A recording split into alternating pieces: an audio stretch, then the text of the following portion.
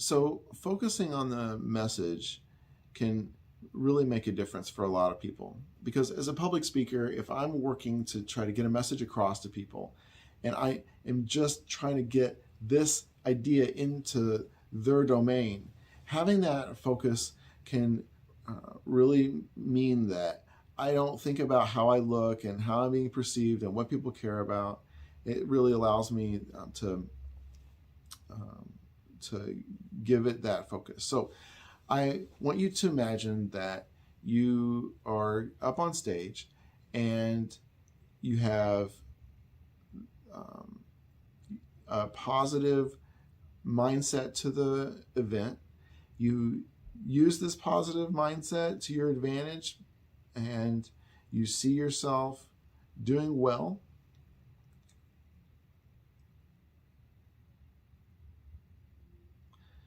And so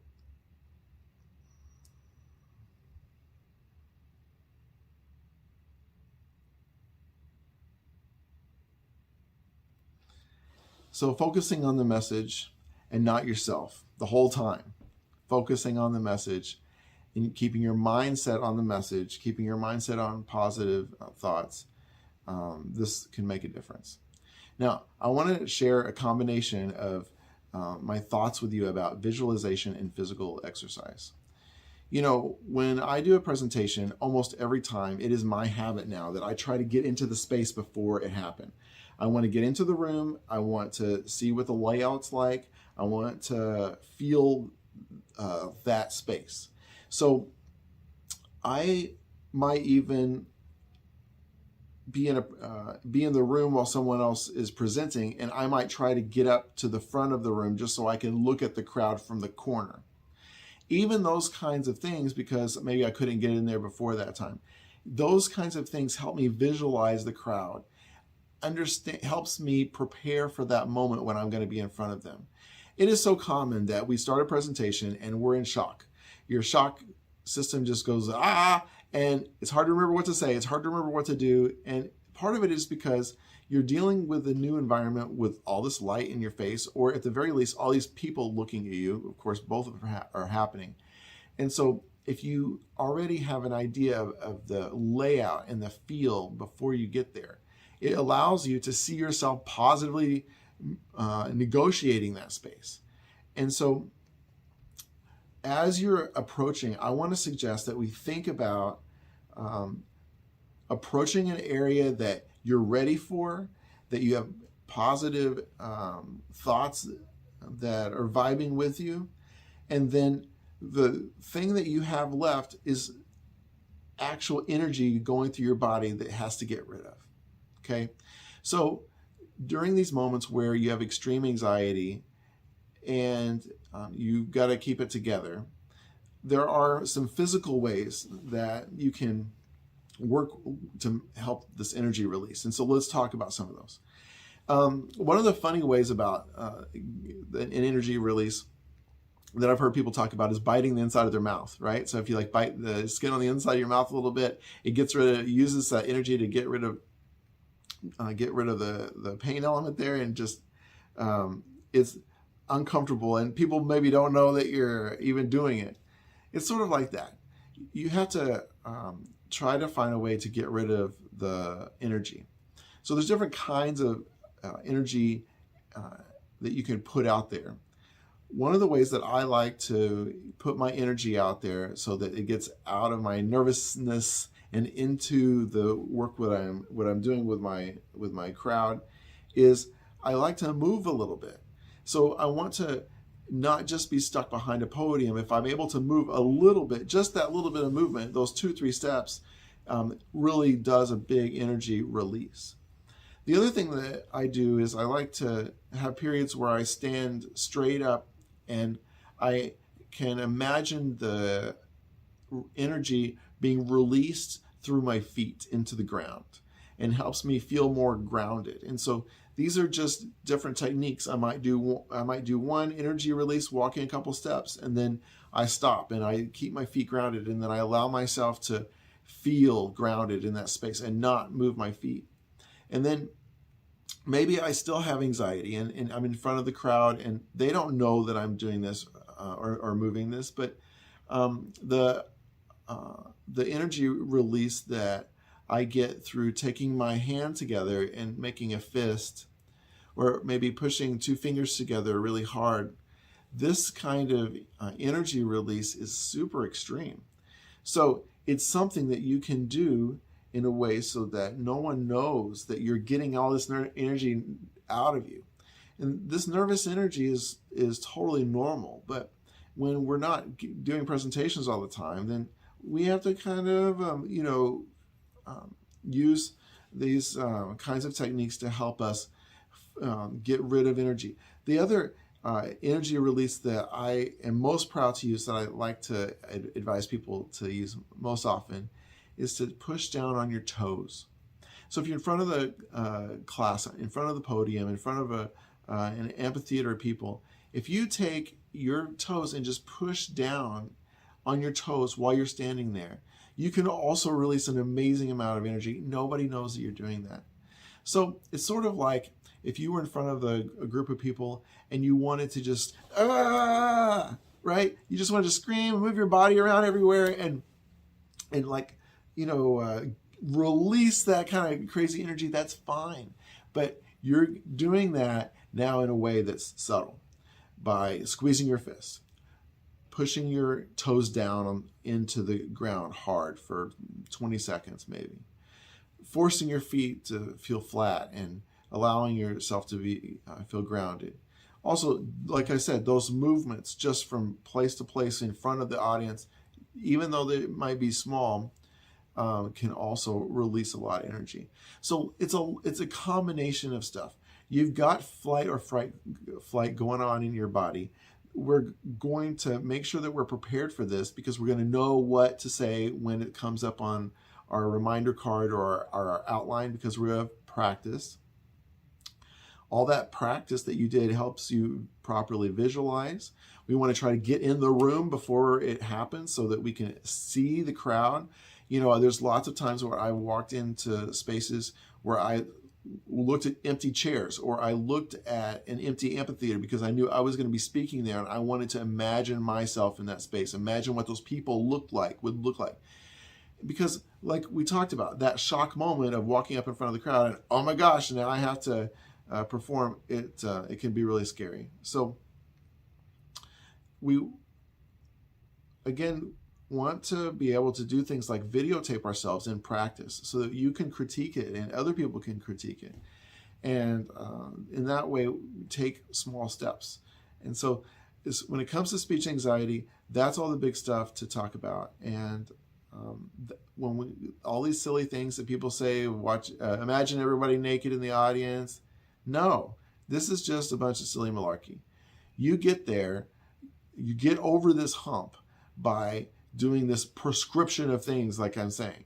There's an actual something to do. You don't want to be anxious in front of the room? Fine. Practice. Visualize yourself there in a positive way. Get into that room early. And we focus on the message. We might do breathing techniques. Think about movement. All this stuff helps you. All right? So speech anxiety is a crazy topic.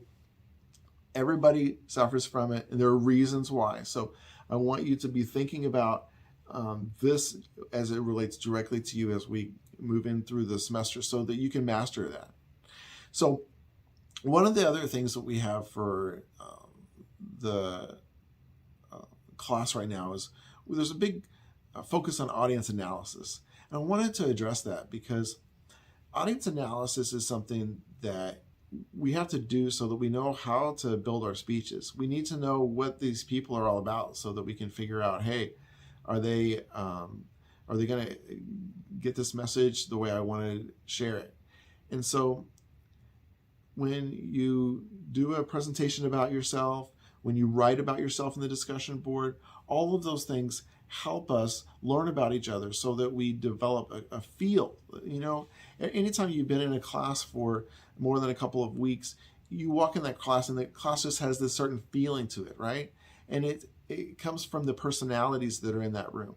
And so in our online class, we're doing something really similar. You're putting your personality into the room. So in doing that, you're sharing information about yourself. So this is stuff that we need to know. And when you're building a presentation, it's important to know who you're talking to. And so building the presentation around that audience is going to make sure that they understand what you meant for them to get. And so it's not just easy to stand up in front of people and start talking through or start reading off of a piece of paper. If you want your audience to hear your message in a way so that they get it, they truly get it, in a way so that they're going to implement whatever it is that you want to implement, or you want them to feel a certain way about a topic, or whatever the case may be for your purpose. If you want them to get it, then you need to know who you're talking to, because every time you listen to somebody, you're judging that person based on their intelligence and their level of understanding of that topic. And you think about, like, should I even be listening to them? These are things that are really valid. So knowing who your audience is can help you bridge all of these gaps. It can help you avoid misunderstandings. It can help you know how to build credibility, because you might now understand how you're different from most of your audience members. Maybe it helps you understand your audience's needs based on any number of factors. But when we're tailoring messages, it's not just a matter of, okay, I want to talk about skateboarding. So because I want to talk about skateboarding, this is what I'm going to go into. It's more like this. It's more like, okay, I want to talk about skateboarding, but who are these people that I would be talking to? That's like the very next question, because it is going to determine what happens next with any of that presentation, because we have a purpose for that presentation, and it has to be a good match.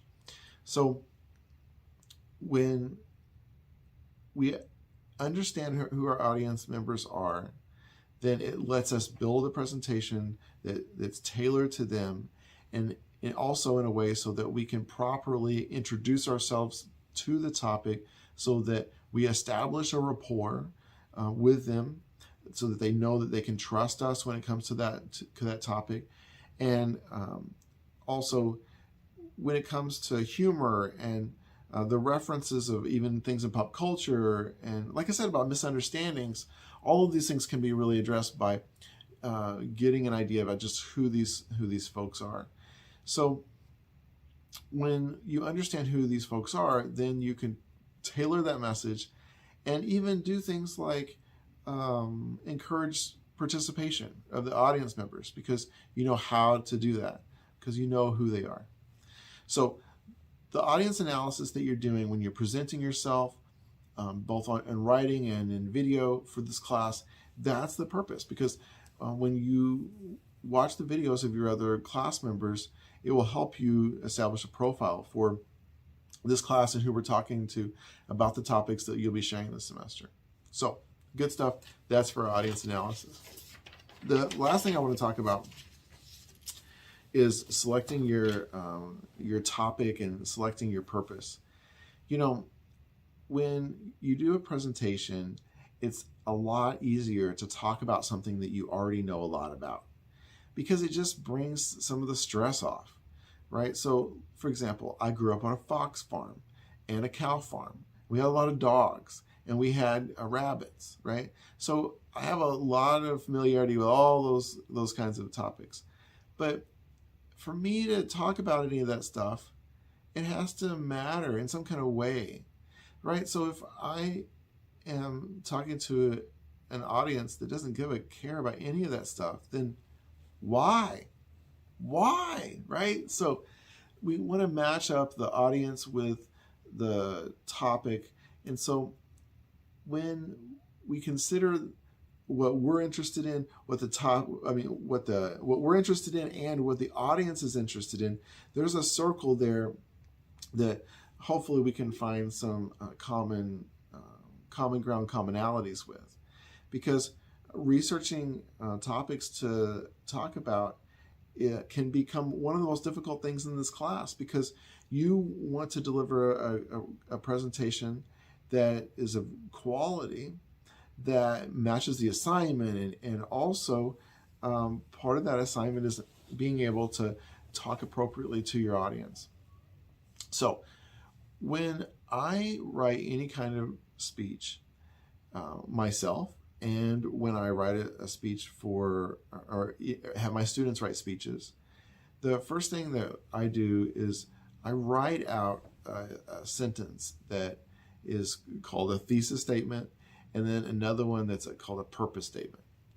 So you guys know what it's like to write a research paper, and the thesis statement in a research paper is going to be the most important thing in the paper. Maybe it's going to be a summary statement that gets across, what these factoids are. And the facts are going to be topic centered. So the topic centered information I write out. So I might write something like, today I want to talk about the style of ranches that are available for sale in Texas. Okay, so if I say that that's the thesis statement, then you can tell that my direct everything for the subject is really about those ranches, right? And so if I want to change that a little bit so that I can also have a purpose statement, then it allows me to see the information I want to get across, and then also what the audience curtailment parts can be. So if a thesis statement is, I want to share with you about all the different ranches in Texas, then the purpose statement is going to be one that's going to be a statement that starts with the word to. So the word to is going to help focus on the audience. So it might be something like, to help my audience understand the benefits of Texas ranches. So in this case, the focus is on the audience. So what I want to do is basically write a sentence that is the main idea of what I want to get across as a topic, and the main idea I want to get across as an audience gets it. And so the reason for that is because we want to clearly define what we're doing. Let me tell you, I have spent hours and hours and hours researching speeches and preparing for speeches. And when you actually do the research, like the library style research, you can get caught up wasting time forever and ever. You can get way off track way easy. And so, when it's you and the internet and your library, you can chase squirrels for long periods of time. So when you already have down a thesis statement that's topic centered and a purpose statement that's audience centered, then you're able to do things like, okay, am I on track here or off track? Do I even need to be exploring this topic in this way? Because I have this much time, and these are my audience members, and this is what I'm trying to accomplish, right? And so you keep looking back to the top of the paper. What's the information I'm getting across, and what's in it for the audience? What do I need my audience to get out of this? So these are the steps that we go through when preparing for a presentation. And one of the things that you'll be doing this week is a simple presentation to introduce yourself. But coming up soon will be a demonstration presentation. And so I would like for you just to now be thinking about some of the different topics that you might demonstrate during a speech for your classmates, right? Because you're going to be watching their videos and learning about who they are. And so, and all of that combined would help you know what could you demonstrate to our class that would be of benefit that people would understand. Like, is it how to bake a cake, or how to pack a backpack, or how to draw. We want to think about the audience in the respect of like what they can get out of this. So the figuring out what topic is a lot easier these days because of Google, right? So if you want to explore things, we go to Google, we go to Wikipedia, and we just explore. And so the opportunities that we have are really endless. And so that means that it's not like we're just picking something at random. We're really analyzing our audience and the criteria for what we're being asked to do to put something out. And so what that means sometimes is that we're doing presentations on stuff that we don't like or that we don't care about, but we're doing a good job in an effort to perfect our skills at presenting. So these are the things to think about that we talked about this week. I want to remind you of the 4 chapters that you have in your assignment that's due on Thursday each week. So that's going to be due at Thursday, and we start reviewing others' stuff on Friday, Saturday, Sunday. So I wish you the best, and good luck to you as you continue your speech preparation and perfect and master your skills.